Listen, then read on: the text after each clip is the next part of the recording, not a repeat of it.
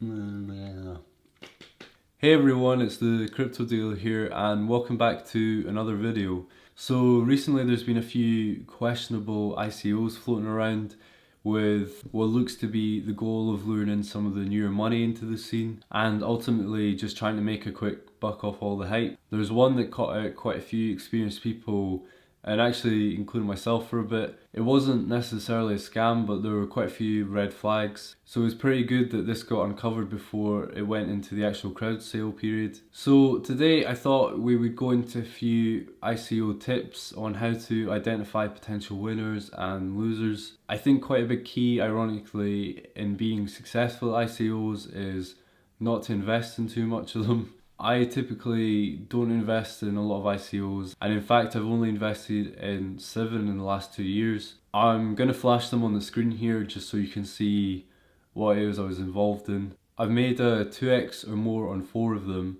I made a break even on Ion.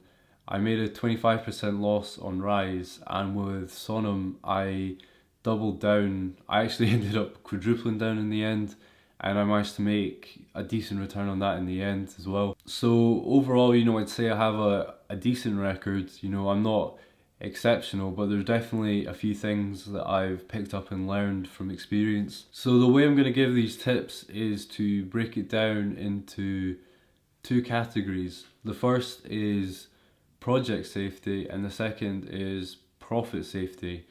The main reason for doing this is that there are things that aren't good if you're trying to make money off the project, but isn't necessarily a problem for the project overall.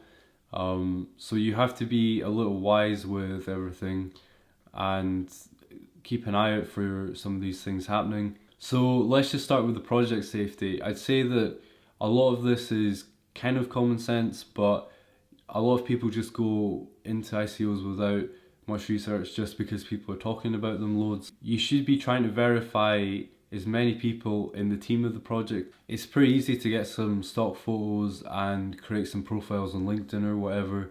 So ideally you need to be trying to verify that these people are real, either by looking for more than one social profile, trying to reach out to them and asking a few questions about the project, seeing that they've not worked on any past projects before, although it is fine if they actually have, as long as the project was legitimate and there weren't any issues with it.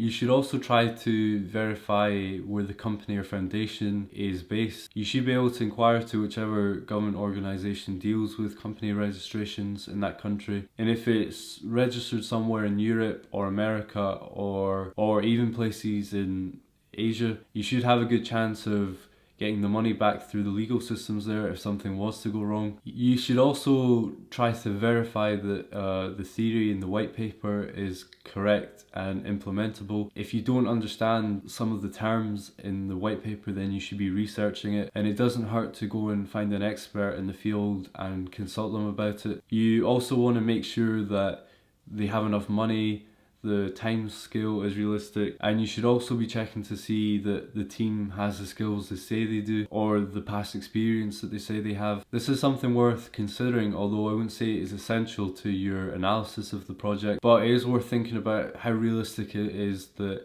it will be adopted in the future by the mainstream or even just in the niche community that they're targeting. A lot of cryptos, to be fair, won't be adopted by anyone serious, so it isn't that big a deal if you don't think it is, but if you think that it really has no place in the future, then that's probably a bad sign. Let's get into the profit safety part that I was talking about. A lot of these are pretty straightforward and just require you to check some basic stats about the ICO. The first one I'd say is there a hard cap to the amount raised? It's a bit of a red flag if the amount raised is open-ended, because they only need a certain amount of money to make this project work, and it could be seen as greedy and trying to take advantage of things. It could also mean they're a bit more squanderous with the money, which is not what you want either. That being said, some ICOs are very successful that have been open-ended, such as the recent Dragon Chain launch, and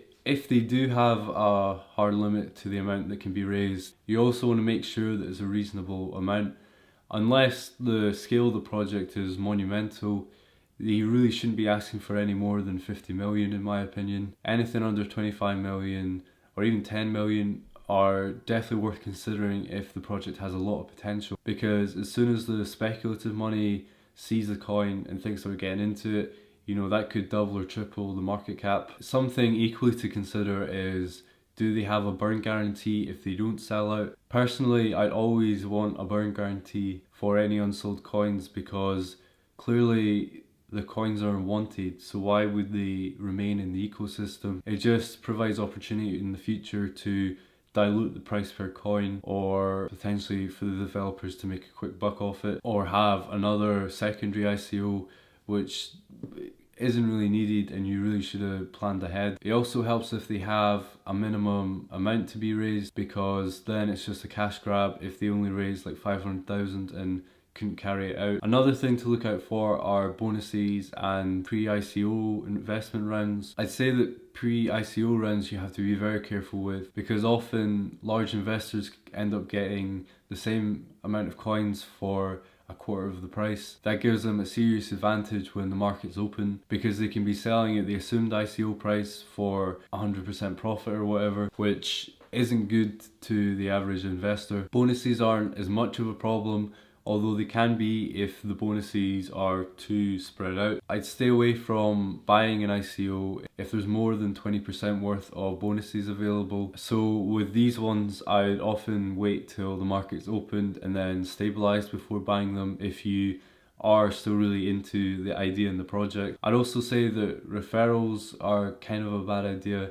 Often referrals get spread around like wildfire because people realize they can make some free money basically if they have larger audiences, and projects just starting out know this and try to take advantage of basically free publicity, because at that point the coins actually have no value. Probably one of the only successful referral programs I've seen are lists. Things like Star Credits and Rise have been disasters and ended up way below the ICO price that everyone paid for them. That's about us at the end of the tips. Hopefully you've learned something and it's maybe made you think to be a bit more aware about buying ICOs in the future. I have to say that most of them are good, but you know, obviously they're still there for the quick and easy money to get a project or a product off the ground. There's probably going to become a point where a lot of these ICOs cease to exist because they run out of funds or whatever. But that being said, you know, this is cryptocurrency and everyone's welcome to try their hand at it. Thank you for watching this video.